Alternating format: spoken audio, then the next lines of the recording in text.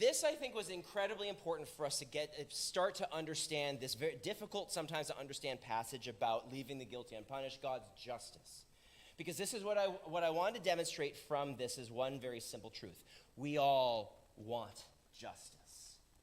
We do.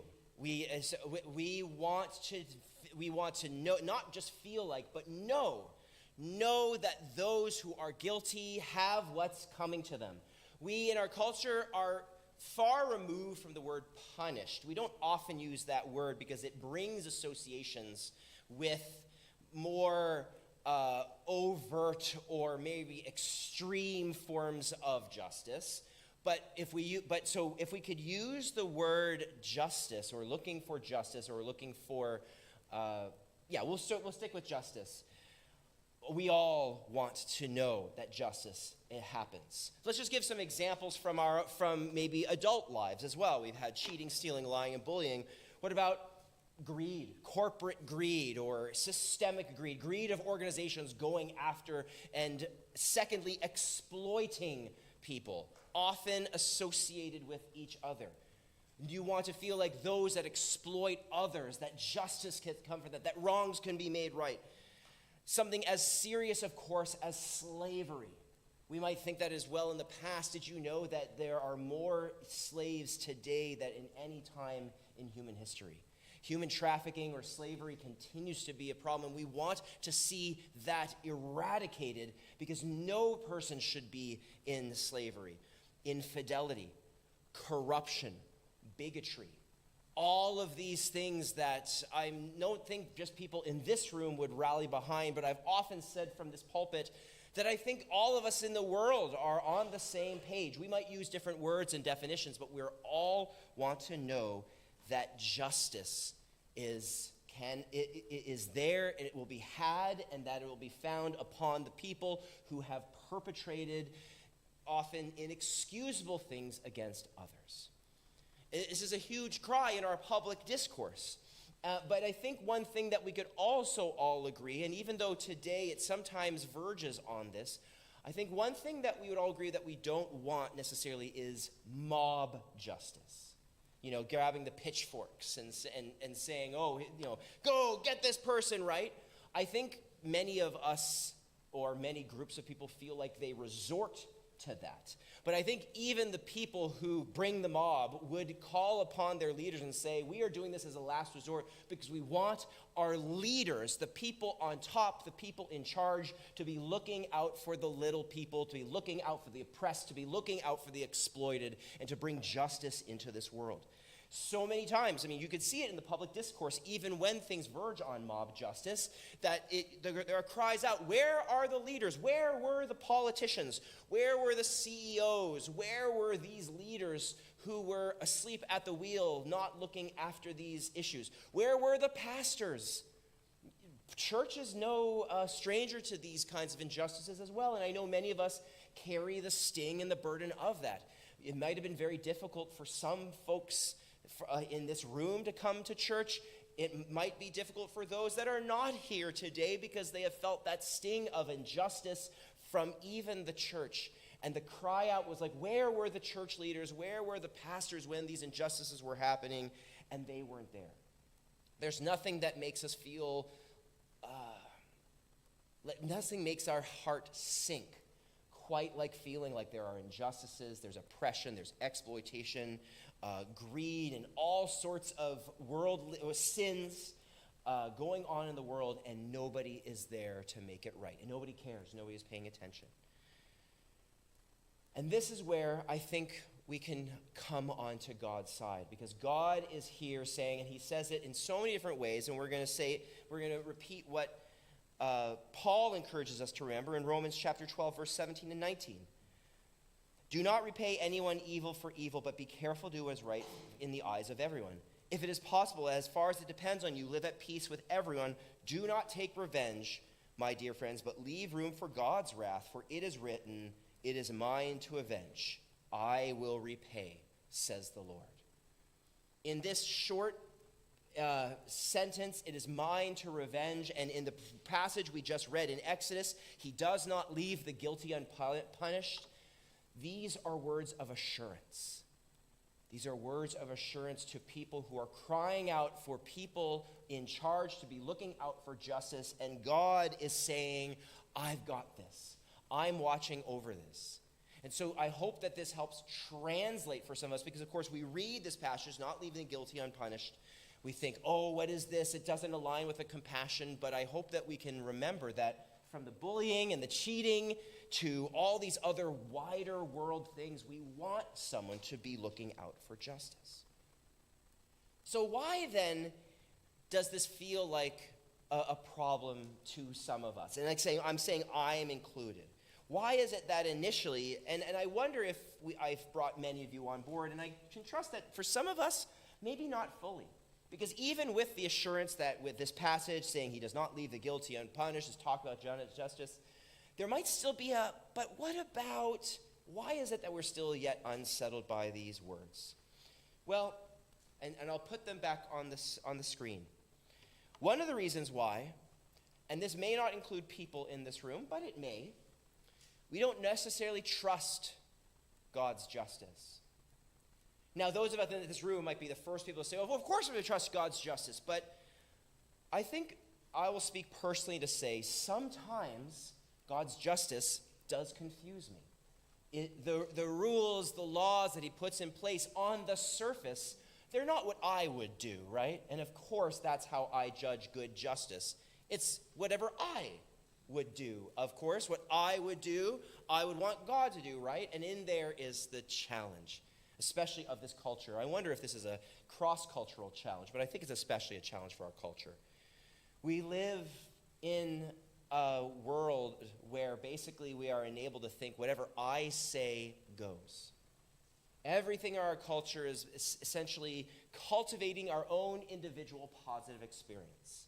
And even while we do have leaders in charge, almost all of us are happy to follow the rules when it benefits us, but when it doesn't benefit us, well, we just kind of skirt around this. It's easy for us to follow the rules when it gives us the justice that we see out there in the world, that we see the wrongs and the ills. But then when I'm contributing to wrongs, well, either I don't see it as much of a problem, or I have justified it in my mind, maybe around my intentions, maybe around, oh, well, it wasn't so bad, but I've done the mental gymnastics in order to make sure that this thing I shouldn't be as punished or guilty or found or have justice found in me as with that other person that is not me. And so the first step for us is to recognize that if every single person were to just create their own set of rules of justice, we would have essentially what we have today. Part of acknowledging and respecting that God has revealed himself to be real and true is to acknowledge that it's his way and not mine. One of the things that we all too often communicate, I think accidentally, is that Christianity or faith is all about giving you everything that you want. And part of it is, and that partly is true. Just look at the first part of this passage. The Lord, the compassionate, the gracious God, slow to anger, in love and faithfulness, maintaining love to thousands, and forgiving wickedness, rebellion, and sin. Oh, that all that stuff is so very sweet and wonderful. It is lots that we benefit from, but there is a responsibility that comes with this as well. To remember that we are not the ones that decide individually what is right and wrong. We are submitting our will. We are submitting our way of life. We are submitting our rules to him because he is king.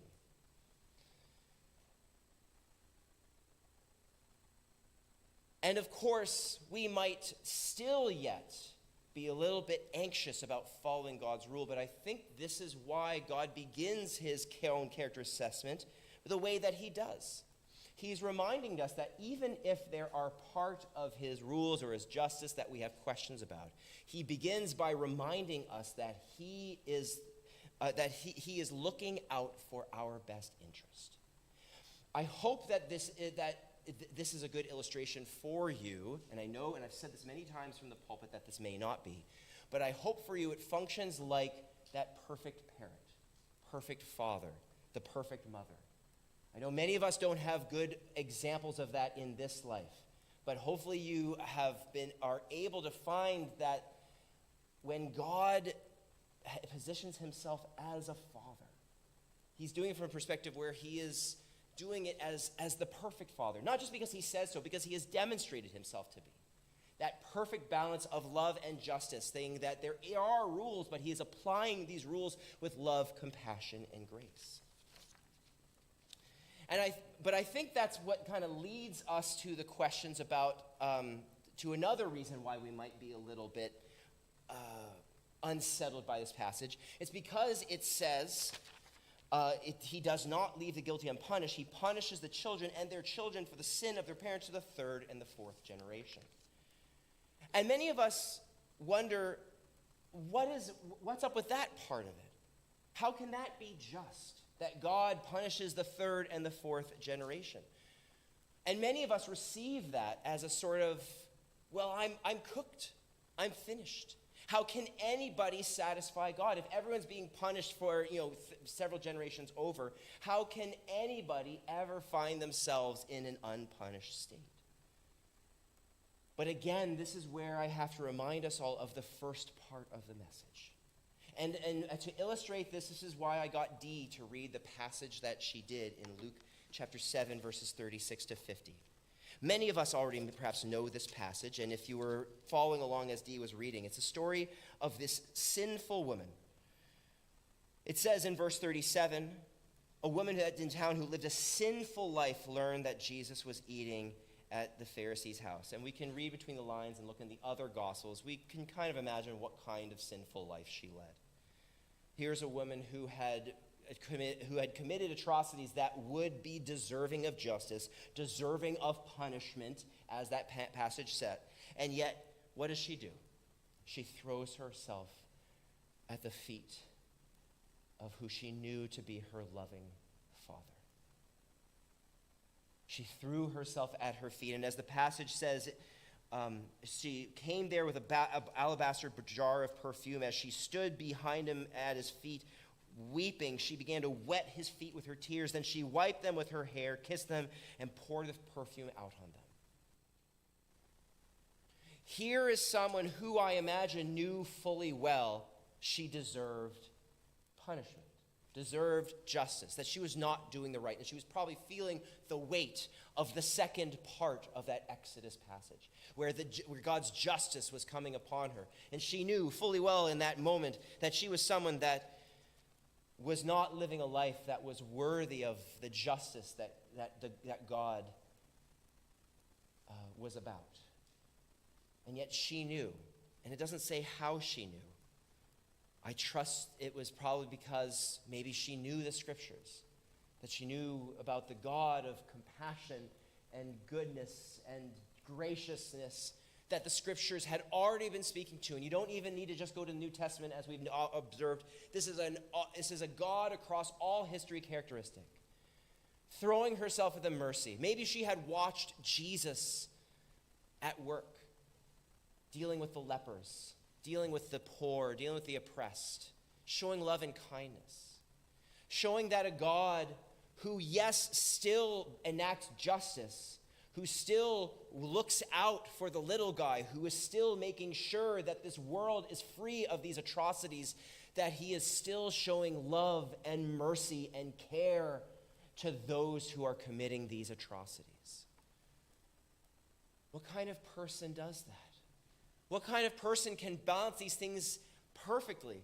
Who can perfectly say that we don't want evil to continue in the world, and even to a person like this who is committing evil acts, and yet show so much love that when she throws herself at the feet, Jesus welcomes her into her presence. He even chastises the ones who say, and from a certain perspective, it's like, well, rightly so. How can this religious leader sully himself by being mixed around with people of this woman's sort? And yet Jesus says, two people owed money to a certain moneylender. One owned 500 denarii, another 50. Neither of them had the money to pay him back, so he forgave the debts of both. Now which will love him more? And Simon replied, I suppose the one that had the bigger debt forgiven.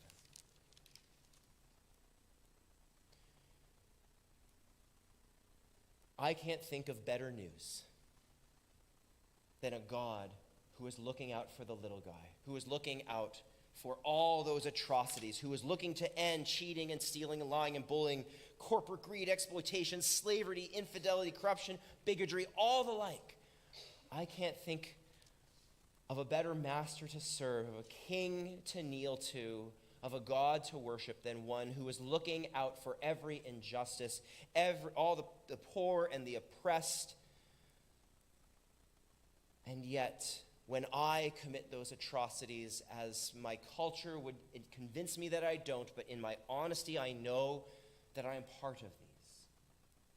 That when I or anyone else does commit these things, he is no less strong on ending that justice, but he approaches me in love. And he says, even while I'm going to ask you right now, even as he asked this woman, he says, your faith has saved you, go in peace. And as he says to others in this situation, he says, go and sin no more, as he said to others in similar situation. He doesn't say, go and continue to do as you have always done. Go in peace. Go in the peace of Christ. Go and sin no more. Go and continue not to do the thing, but you are still my child. You are still my friend. I am still with you to the end. I can't think of a better combination. There is justice. And that is the good news for the day. All those things that you see in your workplace, in your school, in your paths of life, all the evils that are around that, God sees those too, and he wants to end that injustice. The slightly bad news for you is he wants to end the injustice in you as well. And even as you might feel like I cannot be worthy of a God who is looking out for the injustices that I am committing, just remember there is mercy. As we have already looked at earlier this summer, but as a continued reminder that even for as just as God is, there is mercy. That you, for however much you might feel in this moment like you have not lived up to God's justice and might feel like you are a recipient of that generational punishment. God in that passage, let me just clarify that passage for us. God in that passage saying he punishes to the third and fourth generation is not saying that this is unrelenting judgment over against people who repent.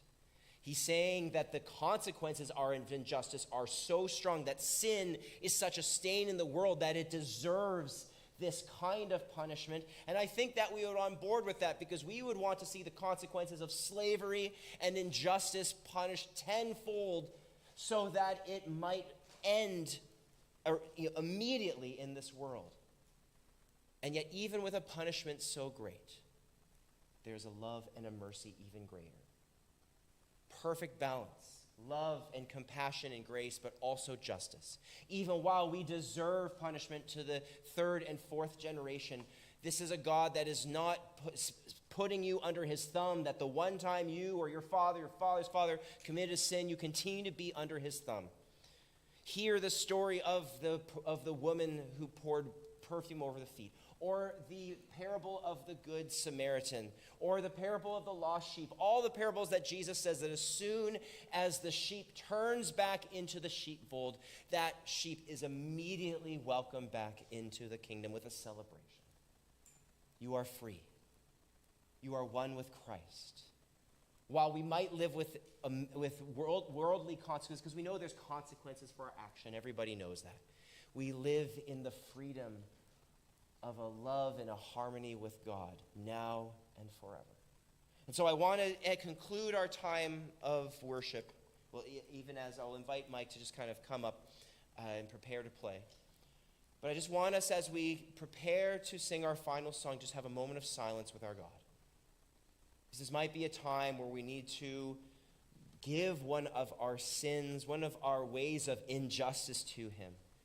If we're feeling that sting of punishment, if we're feeling that sting of guilt, if we feel like that unease from that last part of the Exodus 34 passage is because I don't feel like I'm worthy, let us give to God in silence